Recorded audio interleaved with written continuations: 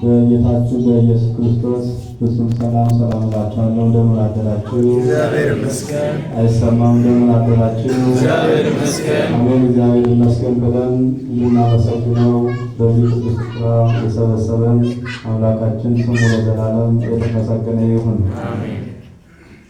እንኳን አደረሳችሁ፣ እንኳን አደረሳችሁ። አሜን። እንኳን አብሮ አደረሰን። የምናመልከው አምላክ ከሚነደው በእቶነ እሳት ያድነን ዘንድ ይችላል። ይህንን መነሻ አድርገን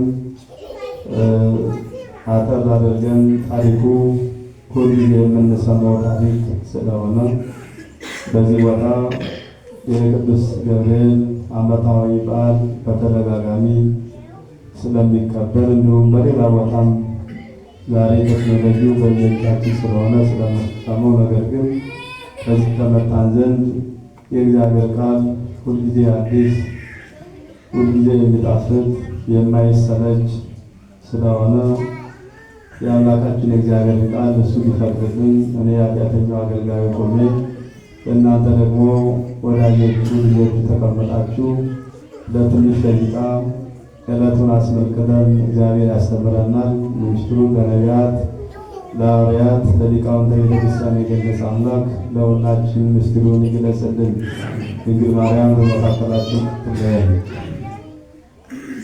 የምናመልከው አምላክ ከሚነደው እቶነ እሳት ያድነን ዘንድ ይችላል። የሚገርም ቃል አይደል? የሚገርም ቃል ነው። ዛሬ እንደምናውቀው የወጣቶች በዓል ይባላል። እንግዲህ በሊቃውንቱ አጠራር ዛሬ ቅድም አባታችን እንደተናገሩት በእውነቱ ታሪካዊ በዓል በአገራችን እንደምናውቀው ቁልቢ ቅዱስ ገብርኤል እንዲሁም በተለያየ በሐዋሳ ቅዱስ ገብርኤል በተለያየ ቦታ የቅዱስ ገብርኤል ታቦት ባለበት ኤርትራን ጨምሮ ማለት ነው የቅዱስ ገብርኤል ባለበት በአበሻው ምድር በደመቀ ሁኔታ በዓሉ ይከበራል ማለት ነው። ይህ ዕለት የወጣቶች በዓል ይሉታል ሊቃውንቱ። ምክንያቱም ሲጀመር ቃሉን የተናገሩት አናንያ፣ አዛርያ፣ ሚሳኤል የሚባሉ ወጣቶች በዘመኑ በነበረው በካዱ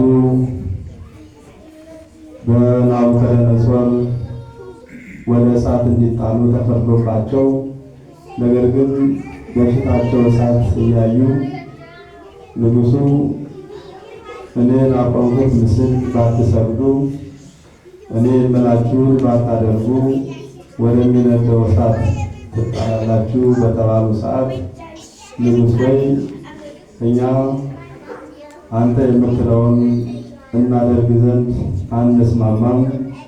እኛ አንተንም እኛንም ሰማይና ምድርን የፈጠረ ሁሉ ማድረግ የሚችለው የሰራዊት ጌታ እግዚአብሔር እሱን ነው የምናመልከው። የምናመልከው አምላክ አንተ በዚህ ካዘጋጀኸው እቶነ እሳት ያድነን ዘንድ ይችላል ብለው የተናገሩት። የእግዚአብሔር ስም የተመሰገነ ይሁን። ሁላችን እንዲህ ያለው ቃል ለእምነታችን ቀና የሆነን ለእምነታችን ታማኞች ሆነን እንግዲህ ክርስትና ማለት ሁልጊዜ ክርስትና መስቀል ላይ ነው። በረከታቸው ይለሰንና የሸዋ ሊቀ ጳጳስ የነበሩት ሁልጊዜ ቤተክርስቲያን በጥሩ አባታዊ ክብር የምታሰባቸው አቡነ ጎርጎርዮስ ሲናገሩ ለወጣቶች ለምዕመናን ሲያስተምሩ ምዕመናን ቤተክርስቲያን ሆነ እግዚአብሔር የሚከተሉ አማኞች ሁልጊዜ መስቀል ላይ ናቸው። እንግዲህ መስቀል ላይ የምናየው መከራ ነው፣ ስቃይ ነው፣ ፈተና ነው። ስለዚህ ክርስቲያኖች ከመከራ ክርስቲያኖች ከስቃይ ከጨካኞች ማረፍ የሚችሉት በእግዚአብሔር ሲጠሩ ብቻ ነው። በምድር ላይ ስንኖር እኛ በምድር ላይ እነዚህ ጥቃቅን ነገሮች በስጋችን የሚደርሱብን ነገር ግን በሰማይ ደግሞ የበለጠውን ዋጋ እንቀበላለን ማለት ነው፣ እንደ ሰማዕታቱ። ስለዚህ አንተን ላቆምከው ምስል አንሰግድም። እግዚአብሔር ባያድነንም እንኳን አንተን ላቆምከው ምስል አንሰግድም። እግዚአብሔርም ከዚህ ከሚነደው እቶነ እሳት ያድነን ዘንድ ይችላል በማለት በንጉሡ ፊት የተናገሩት አናንያ፣ አዛርያ፣ ሚሳኤል በዛሬው ዕለት መታሰቢያቸው የሚደረጉ ወጣቶች የተናገሩት ኃይለ ቃል ነው። ቃሉን የምናገኘው በዚህ በትንቢተ ዳንኤል ምዕራፍ 3 ቁጥር 17 ጀምሮ ተጽፎ የምናገኘው ኃይለ ቃል ነው። እግዚአብሔር በዚህ ቃል እንዲያስተምረን መልካም ፈቃዱ ይሁንልን። እንግዲህ እንደምናውቀው በንጉሡ በናቡከደነፆር ዘመነ መንግስት እነሆ እስራኤላውያን ተማርከው ብሎ ነው ታሪክ የሚጀምረው። በጣም ሰፊ ታሪክ ነው። ነገር ግን ገና ታቦት ወጥቶ ደስ ስለሚደረግ አባታችንም የማስተምርበት ደቂቃ ከሰበካው ጋር በመነጋገር ስለሰጡኝ ያው ከዚህ የተሰበሰብናችን መጽሐፍ ቅዱስ የምናውቅ ስለሆነ ምክንያቱም ስለምንከታተልም መከታተልም ስላለብን ሁልጊዜም ቢሆን አውደ ምሕረት ላይ ትምህርት ሲሰጥ መከታተል ያስፈልጋል። መናፍቅ መጥቶ እንዳይሰብከን መነሻውን መድረሻውን የሚሰበከው ስብከት ኦርቶዶክሳዊ ነው፣ የእኛን ቤተክርስቲያን የሚመጥን ነው ብለን መከታተል ግዴታችን ነው። ብዙ ጊዜ የምንሸወደው ለምን መሰላችሁ? ዝም ብለን ደርሰን አሜን ብለን ጸበል ጠጥተን ሥጋ ወደሙ ተቀብለን ዝም ብለን ብቻ ነው የምንሄደው።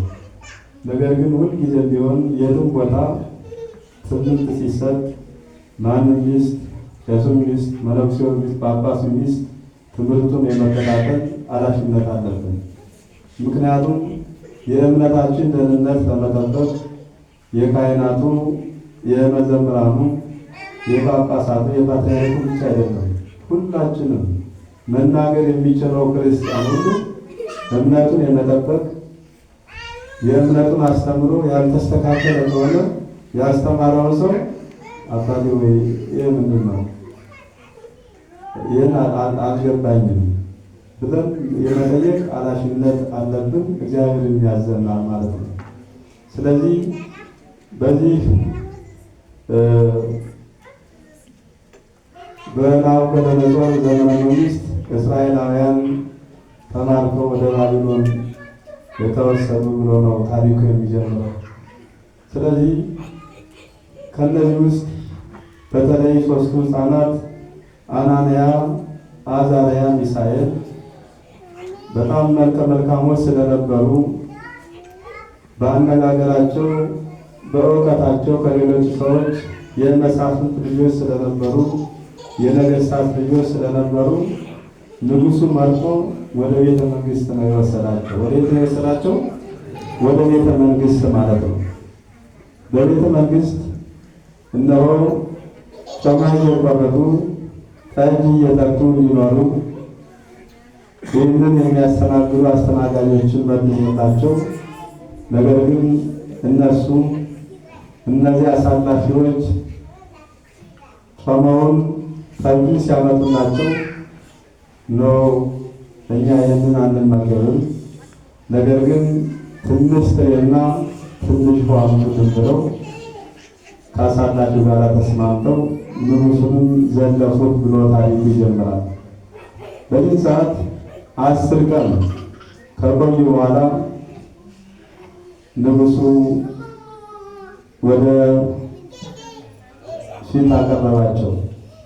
ስለዚህ እውቀታቸው ተመዝኖ አነጋገራቸው ተመዝኖ እነሆ በ3 አውራጃዎች እንደተሾሙ በዚህ በትንቢተ ዳንኤል ምዕራፍ 3 አሁን ባነሳሁት ቃል ላይ ተጽፎ እናገኘዋለን ማለት ነው። ስለዚህ ከተሾሙ በኋላ በስራቸው ውጤታማ ሆኑ።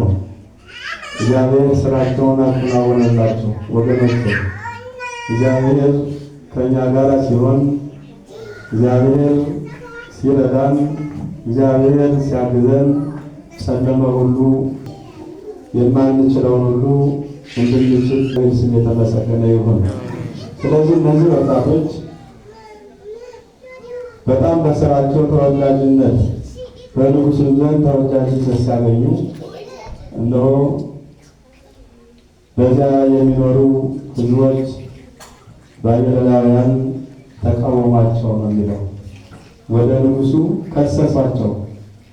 እንደውም ንጉሥ ሆይ ጠላትህንና ወዳጅህን ታውቅ ዘንድ እነሆ አንተን የሚመስል ምስል በዱራ ሜዳ ላይ አስቀምጥና በዚህ ወዳጅንና ጠላትን ትለያለህ በማለት ይህን አቅጣጫ አሳዩት። ንጉሡም በዚህ ተስማምቶ በደንብ አዳምጡ። ምክንያቱም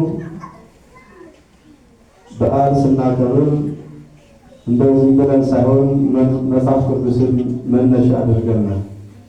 በዛሬ ዕለት ቅዱስ ገብርኤል አናንያን፣ አዛርያን፣ ሚሳኤልን ሦስቱን ወጣቶች ከሚነደው እሳት አዳናቸው። የሚፈለውን ውሃ እንደ ጧት እንደ በረዶ ውሃ ቀዘቀዘው ብለን ስናስተምር መጽሐፍ ቅዱሳችን መነሻ አድርገን እንጂ በዘፈቀደ አይደለም። የትኛውም ኦርቶዶክስ ተዋሕዶ ቤተክርስቲያን የምታከብረው በዓል ሁሉ ከመጽሐፍ ቅዱስ ጋር ግንኙነት ያለው ነው። ቤተክርስቲያን አስተምሯ የምትናገረው ቅዳሴዋ፣ ማህሌቷ፣ ሁሉ ነገር ከመጽሐፍ ቅዱስ ጋር ግንኙነት ያለው ነው ማለት ነው። ስለዚህ እነዚህ ወጣቶች ይህንን እያደረጉ በነበሩበት ሰዓት እነሆ ንጉሥ ናቡከደነፆር የሾማቸው በየአውራጃዎች የነበሩ ሹሞች ነበሩ። ንጉሥ ናቡከደነፆር ጣዖት በዱራ ሜዳ ላይ አቁሞ ለዚያ ለጣዖቱ ምርቃት እነዚያ ነገረኞች ሰዎች በነገሩት መሰረት ለጣዖቱ ምርቃት የአውራጃ ገዢዎች፣ ባለስልጣኖች በአጠቃላይ የሚሰበሰቡ በአዋጅ ተነገረ ነው የሚለው። ሁሉም ተሰበሰቡ፣ በዓሉም ተከበረ። ነገር ግን በዚህ በዓል ላይ እነማን አልነበሩ? አናንያ፣ አዛርያ፣ ሚሳኤል አልነበሩም በበዓሉ ላይ። በዓሉ ትክክል ነበር እንዴ? አይደለም። ምክንያቱም የጣዖት ምረቃ ባህል ነው። እግዚአብሔር የማይከብርበት ነው። የሰው ልጅ እግዚአብሔርን ትቶ ለጣዖት መስገድ ስለሌለበት ይሄ የጣዖቱ ምርቃት በዱራ ሜዳ ላይ የተዘጋጀው ፕሮግራም እነሱን ስለማይመጥን ሁሉም ሲሄድ እነሱ ቀሩ። በኋላ በዓሉ ተከብሮ እነዚያ ሰዎች እንደገና ወደ ንጉሡ ሄደው ንጉሥ ሆይ ሁሉም በጣዖቱ በዱራ ሜዳ ላይ በቆመው ምስል ላይ አንተን በሚመስል ምስል ላይ ሁሉም ሰዎች ተሳትፈዋል። ነገር ግን አንተ የምትወዳቸው አንተ ከፍ ከፍ ያደረካቸው ብዙ ሳይቆዩ ትልቅ ስልጣን የሰጣቸው አናንያ፣ አዛርያ የሚባሉ ሦስቱ ወጣቶች በዚህ አልተገኙም ብለው ዳግም ከሰሷቸው ነው የሚለው። ወገኖች በክርስትና ስናምን በተዋሕዶ ስናምን ብዙ ፈተናዎች ሊደርሱብን ይችላሉ። እውነትን ይዘን ከእግዚአብሔር ጋር ሆነን ፈተናዎቹ ይመጣሉ። ነገር ግን ፈተናዎቹን የምናልፍበትን ጥበብ፣ ፈተናዎቹን የምናጠፋበትን ጥበብ ከእግዚአብሔር መጠየቅ እንጂ በሚመጣብን ፈተና እኔ ቤተክርስቲያን እየተመላለስኩ እየቆረቡ አስራት በኩራት እየሰጠው በሰንበት ትምህርት ቤት እያገለገልኩ በማዕበላት እያገለገልኩ ለቤተክርስቲያን የሚገባውን እያደረግኩ ስንት ዓመት ሙሉ እያገለገል ለምንድን ነው ፈተና የማይለቀኝ ብለው በአገልግሎታቸው የሚሰለቹ ሰዎች አሉ። ሰማዕታቱን ስናስብ እነ አናንያን እና አዛርያን ስናስብ ደግሞ እንጸናለን አይደለም? ብዙ ሰዎች ጾሙ ያሰለቻቸው፣ ስግደቱ ያሰለቻቸው፣ ዝማሬው ያሰለቻቸው፣ ቅዳሴው ያሰለቻቸው፣ ንስሐ መግባቱ ያሰለቻቸው ስልቹ የሆኑ ሰዎች ከቤተ ክርስቲያን የተለዩ ሰዎች አሉ። ስልቾች አንሆን፣ ጠንካሮች ነው መሆን ያለብን። ከአናንያ ከአዛርያ እኔና እናንተ የምንማረው ጥንካሬን ጽናትን ነው አይደለም? የእግዚአብሔር ስም የተመሰገነ ይሁን። የጀመረ ሳይሆን የጸና ነው ፍሬውን የሚበላው። ወገኖች በሕይወት ዘመናችን ጌታ ሆይ ጅማሬን ሳይሆን ፍጻሜን አሳምረውልን ይገባል። ብዙዎች ጀምረው የቤተ መቅደሱ አገልጋዮች የነበሩት እንደኛ ቆመው ሲሰብኩ የነበሩት፣ ሲቀድሱ የነበሩት፣ ሲዘምሩ የነበሩት ነጩን ነጠላ ለብሰው በሴቱ አንቀጽ በወንዱ አንቀጽ አሜን ሲሉ የነበሩ ዛሬ በማይመጥናቸው ቦታ ገብተው መውጫቸው ላያቸው ግን ደስተኛ ይመስላል፣ በውስጣቸው ግን የሚቆረቁራቸው ከተዋሕዶ ሃይማኖት በመለየታቸው ከተዋሕዶ ከክርስቲያኖች በመለየታቸው በጣም ውስጣቸውን የሚረብሻቸው ብዙ ሰዎች አሉ። እንዳይመስለን አሁን ለምሳሌ እምነታቸውን ክደው በምክንያት